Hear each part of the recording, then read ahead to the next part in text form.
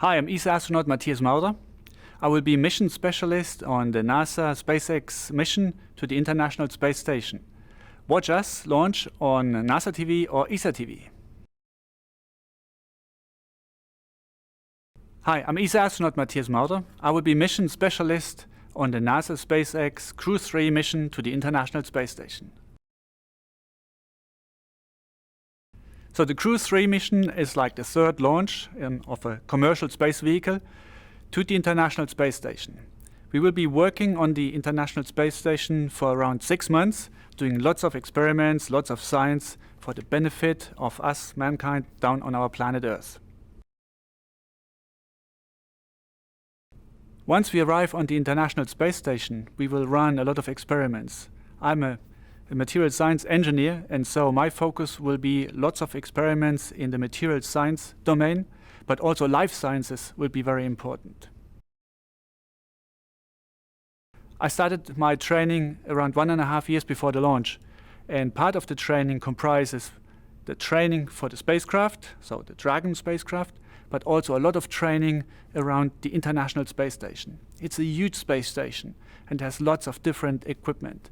And so we learn how to fix the equipment, how to maintain it, how to install new experiments, and also how to repair old or failed experiments. Some of the training takes part at JSC in Houston, Texas. Some of the training takes place in California at SpaceX premises.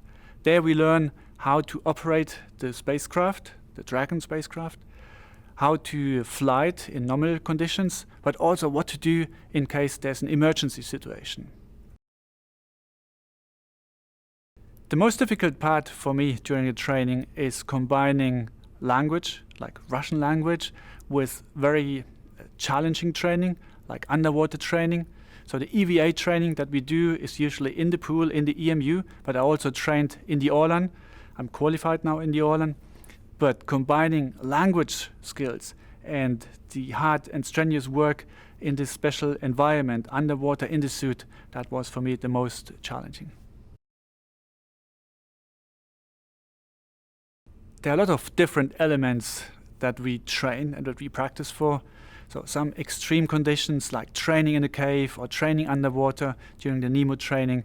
And these are sometimes so special environments that you as a normal person are usually never exposed of. So taking part in these special training environments is very rewarding because it offers you a new insight into the beauty of our planet. I've been training quite a bit with Roger. We do all the EMU runs together, so in the pool, and so we had some funny events when we got stuck underwater and we had to come up with special ways to get out of there. Well, Tom and I have both some medical training background. He's a medical doctor.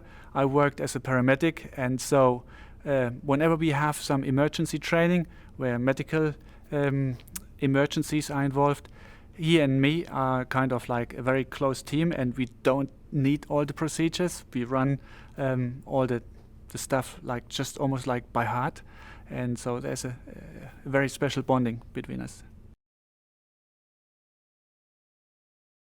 She's a really, really good and very good operator. You can feel that she worked in a difficult environment, in a submarine. She has a lot of technical skills, but also leadership skills, and I can easily see that Kayla, in the next flight, she will become commander of her spacecraft. I think Crew 3 is a kind of a rookie crew with only one experienced spaceflyer, Tom. But on the other hand, I don't feel like that we are rookies at all. Like Roger has a huge background in flying like the most complicated spacecrafts, and Kayla, she has a huge background in like working in a very difficult and highly technical environment. So I don't consider both of them rookies. Maybe I'm the only rookie, but I believe we are an extremely good team. And after a few days in space, I think we will be there, and it will be our environment. when we are in space, we will probably see more than 20 people like coming up to space. Some of them are the crew that we hand over with, and some others are spaceflight participants. We will have space tourists up there, and so it'll be highly interactive. We will see lots of people with different background, different kind of training. So that's a kind of a new era that we are now entering. But we will also see new vehicles up there, hopefully. We will see the European robotic arm. We will see the Russian side growing with two new modules. We will also see, like hopefully, the Boeing flying up to the station, and yeah, as I said, like tourists from different countries. I think we're now about to enter a new era of human spaceflight. In the past, astronauts flew to the International Space Station to do purely science.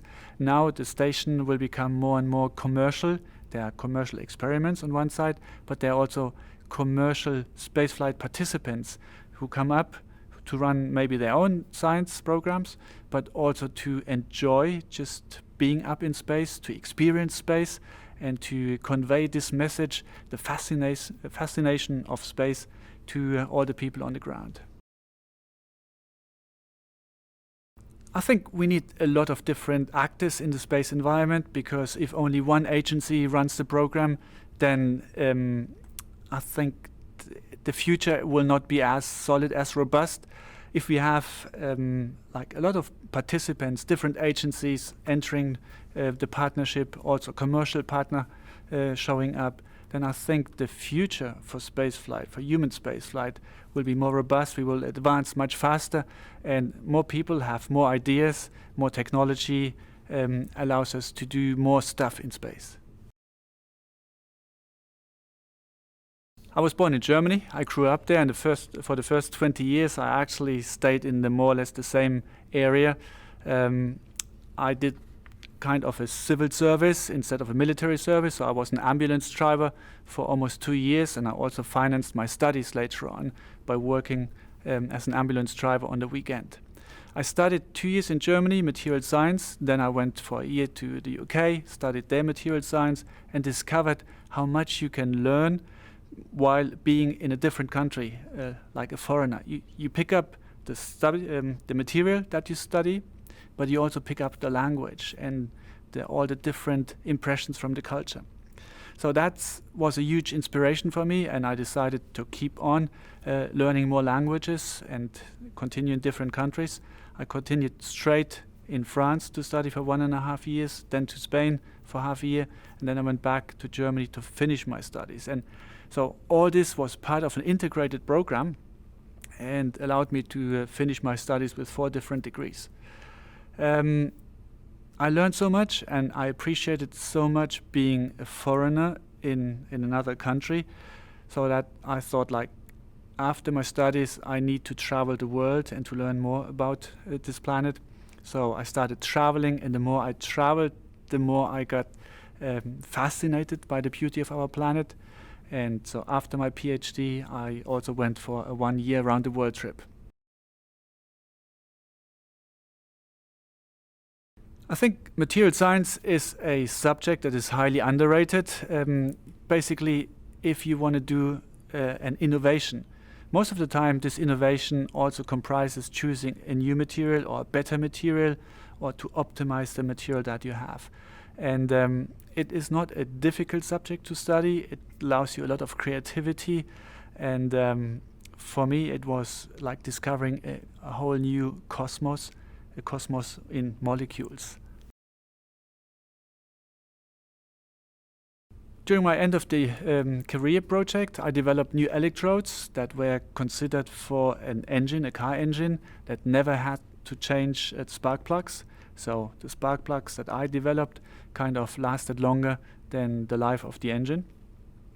At the end of my PhD, which was centered around metal foams, I had 3 patents on different ways how to produce metal foams that are lighter than a metal. So it actually swims in water because it's lighter than water, but it's hard and stiff on the outside. And the inspiration these new materials took are inspired from nature. It's like a human bone, hollow and empty and spongy in the inside, but hard and stable and well defined on the outside. 2008, ESA started looking for new astronauts, and when I switched on the TV on that certain evening when I came back from work, I saw on television ESA needs new astronauts, and I thought, like, hang on, it's like I was always fascinated by space, and what does an astronaut actually do? So an astronaut works with a lot of engineering stuff. We do science in space. We work in international teams, and also the adventure that we are able to live as astronauts. And a combination of these four facts, like engineering on the edge of what is possible, science, international teams, and adventure, that's only possible as an astronaut. In 2008, ESA started the call for new astronauts. The call ended in 2009. At the end of this process, out of 8,500 applicants, only 10 candidates passed all the tests and were considered suitable for astronauts. I was one of them. But then the Director General of ESA told me, look, I only have 6 tickets to space and I need to select 4 who will not fly to space. And unfortunately, Matthias, you will not fly to space. That was a big shock for me. But in the end, the Director General said, like, you 4, I want to have you working for ESA in different functions. And I decided to do this. And after 4 years, when ESA extended the International Space Station program, the Director General came back to me and said, like, you were interested to become an astronaut. Are you still interested? Because there might be your second chance. And that's how I entered the astronaut corps. ESA runs the caves training. It involves living 6 days and nights in a cave system. It's a huge system, and part of the job is to explore this cave system. But the exploration part is only one aspect of it. The main aspect is the team activity. So all the astronauts that take part in this training have a different role. One is the commander, the other one is a scientist, the next one is a photographer or a different role. And everyone can only fulfill its role by asking help. So you learn how to be a follower, a leader, by asking help, but also to offer help, and how to balance it correctly. The second part of my exploration experience is the NEMO training. I lived 16 days in the underwater station, and we discovered Mars and we explored Mars. We had a special protocol because Mars was at that time very far away from Earth. So every time we had a question, this question took about 20 minutes until it reached mission control in Houston, and again 20 minutes until we received the answer. And it's absolutely fascinating to see you ask a question like, shall I take the left stone or the right stone? And then only 40 minutes later you get the answer. And by that time I had already asked many more questions, so confusion started. That's how we learned that you need to come up with a completely different operational concept once we fly to Mars.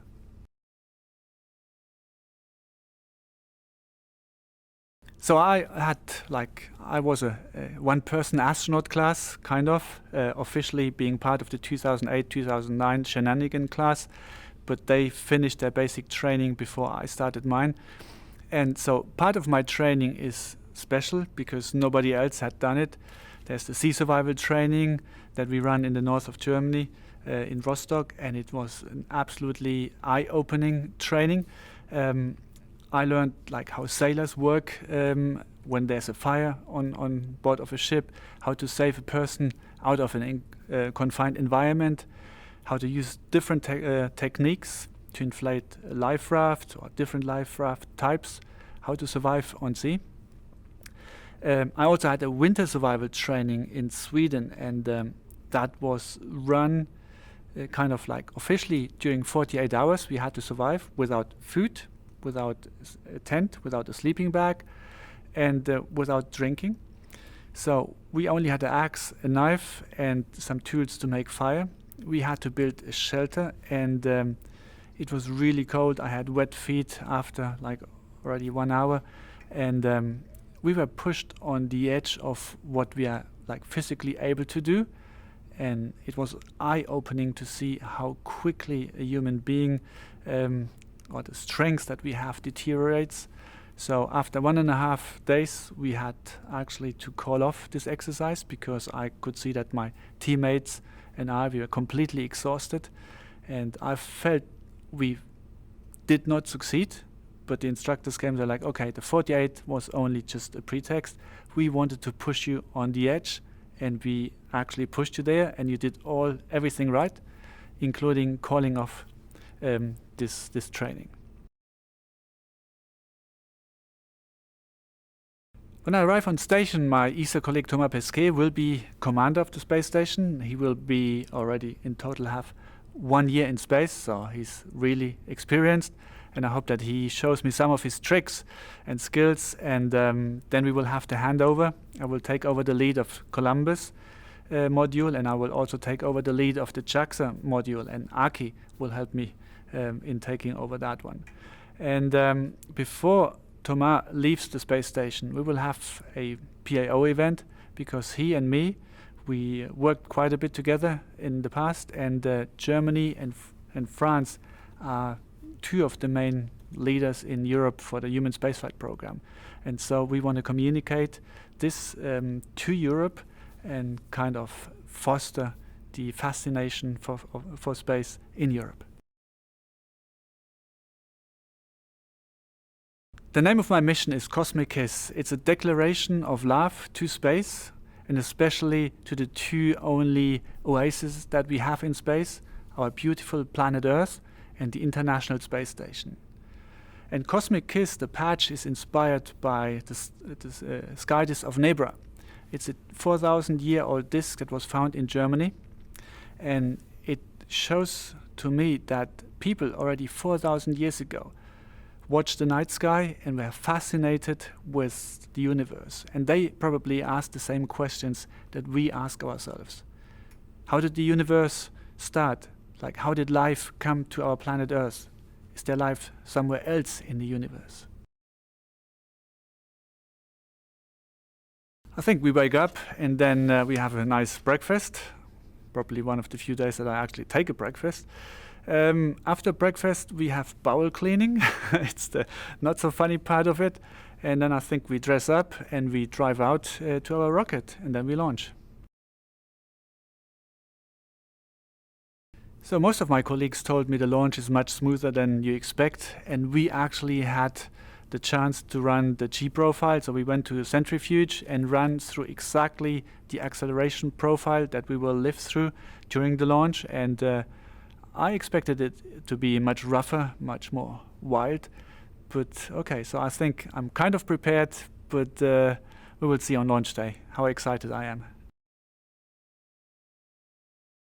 I have the pleasure that I can enjoy the launch in all extent, because as a mission specialist, I don't have to fly the vehicle. That's all done by the commander and the pilot, so I will just enjoy.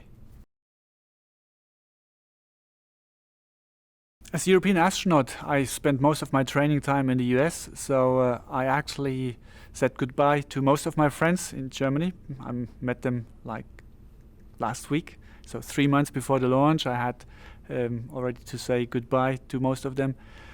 And some of them might come and join us for launch and just give us a wave when we launch to space. As an astronaut, I have the honor to be on the tip of the iceberg, like the visible tip of all those people that contribute that human spaceflight is actually possible. We have a lot of engineers who develop the hardware, the rockets, all the different components of the space station, the people in the flight control team. We have people that take care of the crew, the medical community that makes us fit and checks that we are safe in space. So there's a huge number of people in Europe, in the US, in Russia, in Canada, in Japan. I want to say thank you to everyone who helped me to arrive at that point that I'm today. And I will be thinking of you when I fly to space, and I send all my love to you down on the ground.